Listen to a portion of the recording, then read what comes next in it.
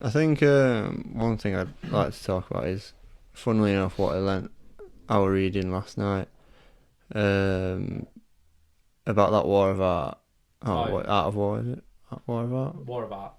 And like this, it talks a lot about discipline and everything like that. Yeah.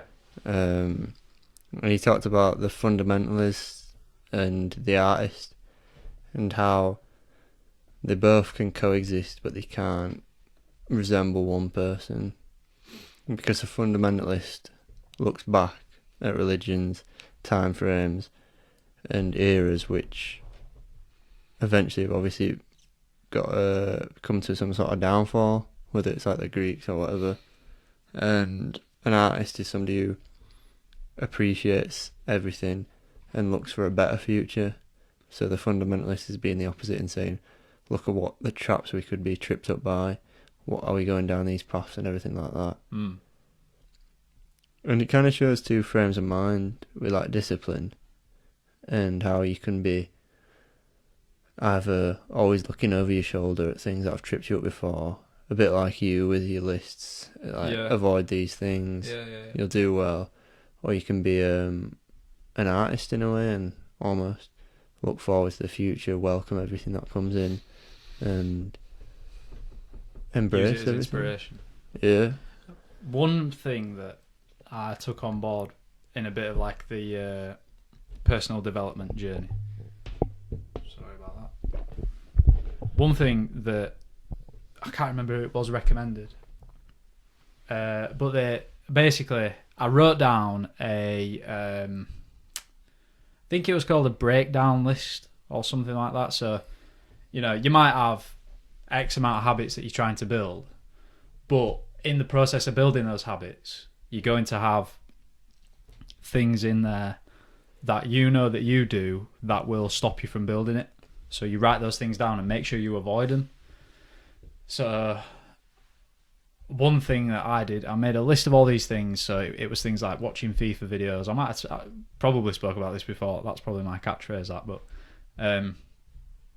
made a list of these things that I saw as like negative, and it was supposed to help, but all it did was it made me recognise when I'd done something like that.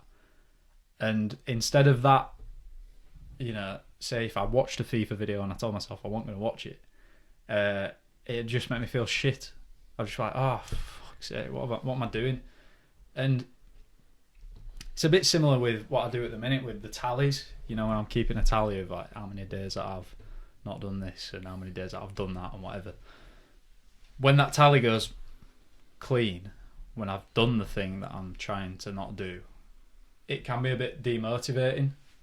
But what I've noticed is how quickly they can actually build back up again. Because on that list there's like 4 things that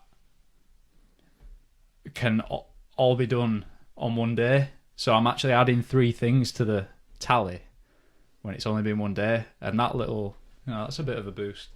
Don't really know exactly how that relates to what you were saying, but it's been about a year since I read that book, to be fair, so it's probably...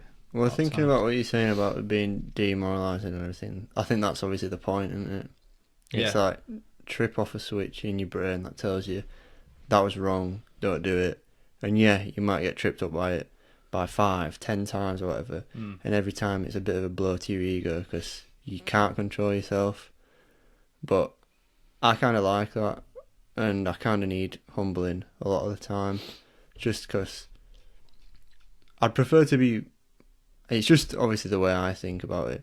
I prefer to be birthed from like pain and pushing through it rather than being uplifted, motivated, and almost like cuddled up to a good thing. Yeah.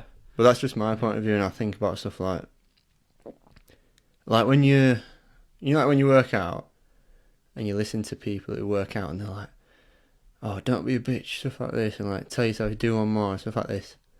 I caught myself in a working out, I think it was a few weeks back, and I was like, oh, I'm going to slow down here, just working out a bit, oh, I'm tired.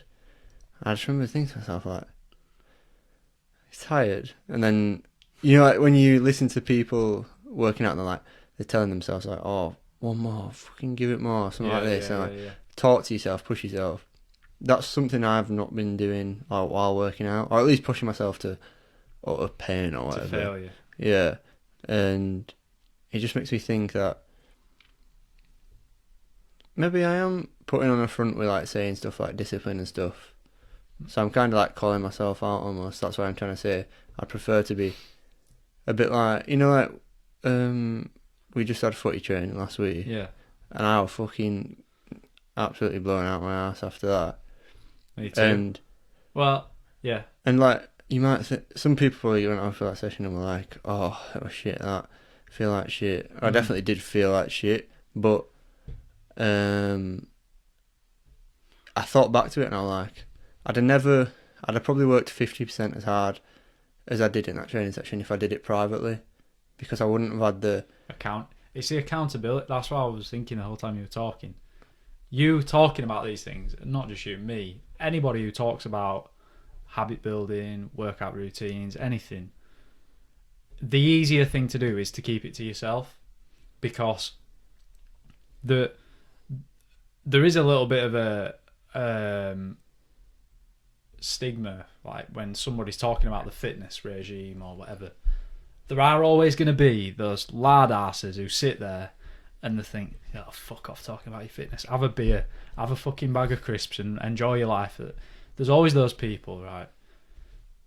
And the easier thing to do in those situations when you're surrounded by those people is not talk about it, but talking about it to whoever, whether it's me, you, in front of an audience, whatever, you're just holding yourself accountable. And that's how you progress, because it's the same thing with, like, again, going back to how Meta built itself up with April Alphabet Fitness Challenge. In that month of April last year, I said to myself, right, I'm at home, I'm locked down, I've got nothing to do, I want to get fitter.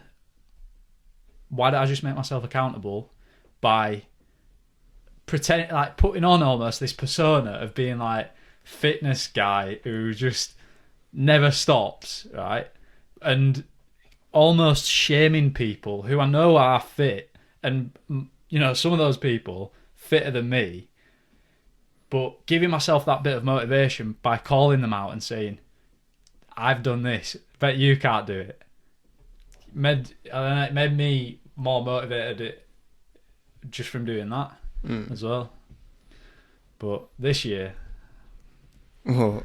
Not done it. Not done it. Not done it. I was actually scared. It's not because I'm scared. I think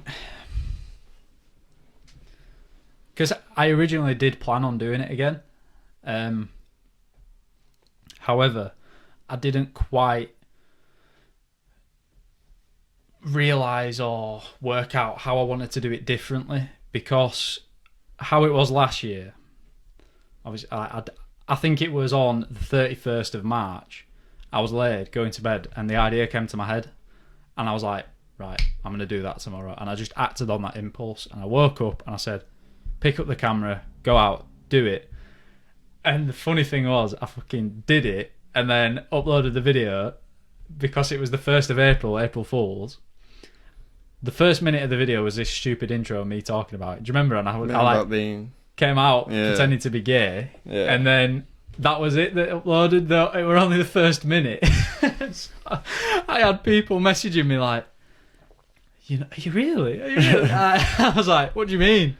You haven't watched the full video?" And they're like, "I have." No, you haven't.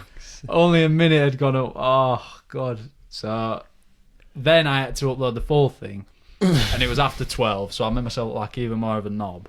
So it got off to the worst possible start. I hadn't planned it at all. Uploaded it wrong. Didn't know what I was doing, but I just stuck with it. Going back to this year and why I didn't do it, I wanted to do it differently, but I didn't work out how. And I don't know, I guess a lot of other things have been going on. Like, we've been going hard this year so far, haven't we, with all the editing, the meta, everything. Like, obviously now as well, with lockdown being lifted back into somewhat normality. Like, in the last few days, I feel like I've seen more people and enjoyed myself more than I have for the last like 6 months. Hmm. And I think in terms of priorities, you know, I've done that. I feel like I've done that fitnessy type thing with that, albeit briefly. But in terms of where I am now mentally and where I want to be, I don't really see that fitting in. If I was going to do it this time, it would have to be through Meta, because last time what I did is like I made like my Instagram account professional or business or whatever, and I was doing it all on my personal thing because Meta want a thing. Yeah, that's it basically. So can't be asked doing that again. And Meta, I'm not quite too sure how we fit it in and make it work. But I don't know, what do you think?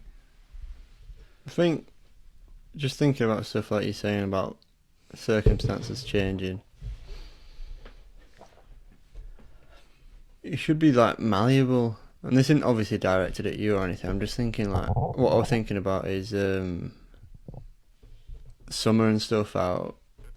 You pretty much sack off anything during summer just because you're either doing something, meeting people, want to be outside, and everything like that. Mm. And that's a good, like, 2-3 months of your life where you are just living or whatever. And you can take it with either you're enjoying your life or whatever, or you can think, like, do you need to knuckle down more to enjoy them things? I'm just trying to think, like, I remember last year when we started, like, utility warehouse and stuff, thinking, like, oh, in a year this will be mad.